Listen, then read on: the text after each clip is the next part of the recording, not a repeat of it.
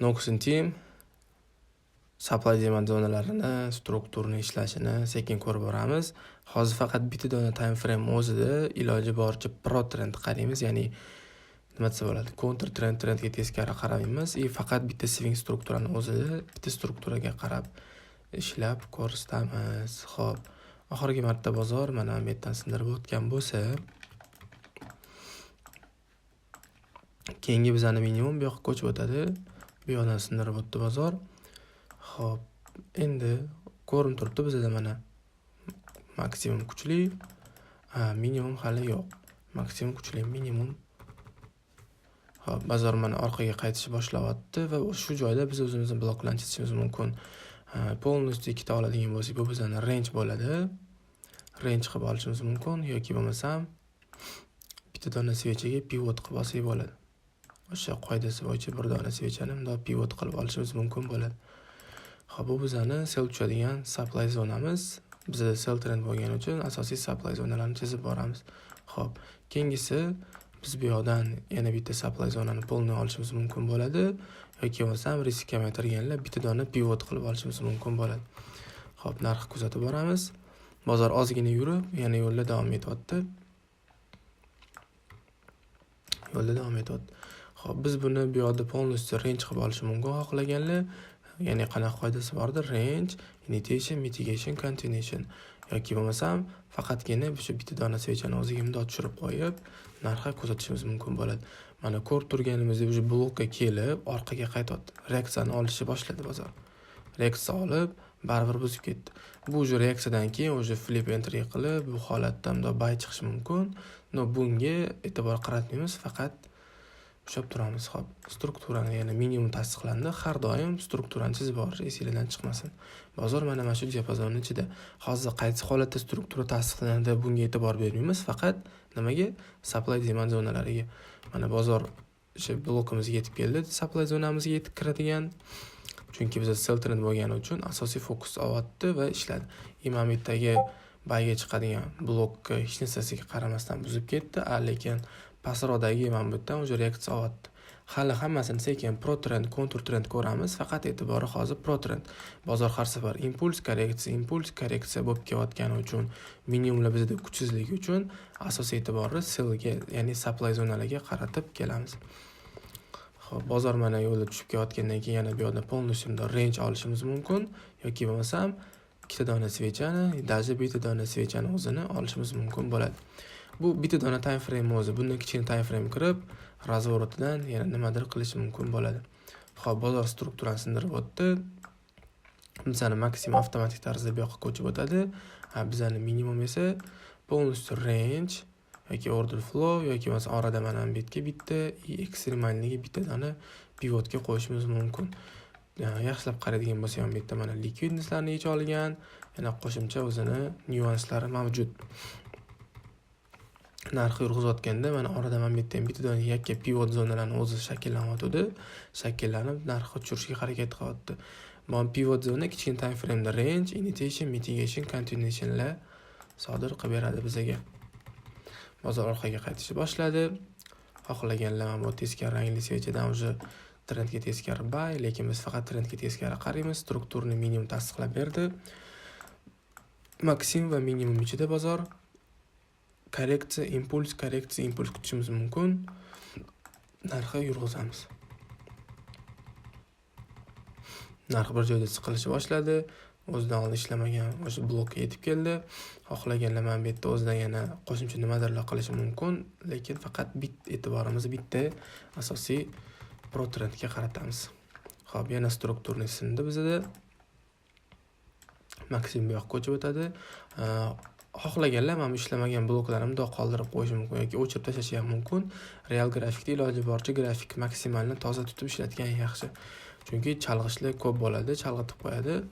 Bozor yana ozgina tushgandan keyin polностью range yoki bo'lmasa bitta dona pivot svechani olish mumkin mana. Ko'ramiz, vaqtida shunaqa vaziyatdan bo'ladi, buzib ketishi bor, boshqasi bor, lekin hozir biz dailyda qaraymiz, kichkina time frame da seriyozli reaksiya berib, keyin ketgan hisoblanadi. Bizani minimum tasdiqlab ber deb olamiz. Minimum tasdiqlab bergandan keyin bizani ekstremalni bitta dona pivot zonani yoki bo'lmasam полностью range olishimiz mumkin bo'ladi. Xo'p, yana qaraydigan bo'lsak, mana bu yerda bizda ikkita dona svecha bor ekan. Buni range deb olamiz. Bozor shunday reaksiya olibdi. Keyin e'tibor berayotgan bo'lsak, ideal bo'lmasa ham mana bu demand zone, supply zonalar zina harakatlanib kelyapti. Bir-biriga ulanib, tsepочка bo'lib, zanjir sifatida. Xo'p, bozor yana buzib ketdi полностью. Buzgandan keyin nima bo'ladi? Bizning maksimum bu yoqqa ko'chib o'tadi bizning maksimum. Xo'p, mana bu yerda bizning keyingi supply zonamiz, ishlamagan supply zona. Undan keyin bu pivot qilib olamiz. Xohlaganlarimiz polni range yoki bo'lmasam bitta dona svechani o'zini, teskariroq rangli svecha, ekstremalnida imbalans bo'lish kerak, liquidni seçgan bo'lish kerak. U order blok uchun bo'ladi, supply demand uchun o'zini range, pivot shunaqa zonalari bor. Mana просто swech orqaga qaytishi ham bu seriozniy summalarni, ya'ni kattaroq ob'yomni talab qiladi. Mana bu yerda o'zi kichkina razvorot bor. Burusdan ozgina reaksiya olib barib buzdi. Reaksiya olib buzgandan keyin mana bunaqasi flip entry qilish mumkin. Qani unda просто tak buzib ketadi, chunki asosiy trend sell bo'lgani uchun ham mana har doim bizda impuls, korreksiya, impuls, minimumlarimiz kuchsiz. Shunaqa qo'shimcha tasdiqlarga ham qarab. Mana buni indamasdan buzdi. O'zi mana bu yerda ishlagan ekan. Ya'ni ishlagan bloklar keyingi safar ishlamasligi bor demand zonalarni. Endi mana bu yerdan qayta bayga reaksiyasiga qarab ko'rishimizni, endi qoidasi bo'yicha bayga qarash kerak, lekin biz struktura sell turibdi, minimumlarimiz kuchsiz bo'lgani uchun buzib ketish ehtimoli bor. Nуда. Bu yoqda o'zi полностью flip entry bo'lgan ekan. И mana trend полностью o'zgardi. Полностью bo'lmasa ham mana trend o'zgardi. Trend o'zgardimi? Endi asosiy e'tibor fokusi bayga qaratib, bayga demand zonalardan bayga qaratishimiz mumkin bo'ladi. Ko'ryapmiz, mana bozor ko'tarilgandan keyin mana bu yerdagi ishlamagan bloklar narx reaksiyasiga ta'sir qilyapti. Mana ishlamagan bloklar nima sababdan bo'ladi? Mana bu yerda o'zi mana pivot zonalar narx ko'tarib kelyapti. Полностью range yoki bo'lmasa faqat bitta dona svechani o'ziga bundoq qo'yib savdo bitimlarimizni amalga oshirishimiz mumkin bo'ladi. Mana bu yoqda ham xuddi shunaqa o'zi mana ishlamagan bloklar keyinchalik narxga ta'sir qiladi ishlashiga, reaksiyasiga. Shuning uchun reaksiyasini kutish kerak, vaziyatni ushlash kerak. Bir xil payt shunaqa vaziyat ham bo'ladiki, mana reaksiya yurib berib, baribir buzib ketdi. O'zi ham nima desa bo'ladi?